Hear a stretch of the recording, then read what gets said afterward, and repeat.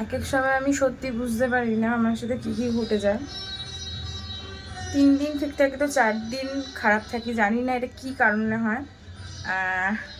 আগে না আমি বিশ্বাস করতাম না নজর জিনিসটা বা খারাপ কিছু যে ঘটানো যায় সেই জিনিসটা না খুব একটা মানতাম না, বাট এখন মানে জানি না।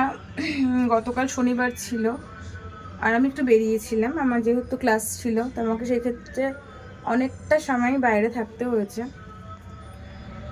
ঠিক কালকের পর থেকে কোনো কারণ ছাড়া আমি যেসব নিয়ম মেনে প্রপার শোয়া উচিত বা ঘাড়ে ফাড়ে যাদের যদি কোনো ব্যথার ব্যাপার থাকে, যেগুলো সব কিছু প্রপার মেনেই ঠিকঠাক চলছি, কিন্তু হঠাৎ করে সকাল থেকে দেখছি যে এই সাইডটা, যে ফোনটা ধরে আছে আমার প্রচণ্ড কষ্ট হচ্ছে।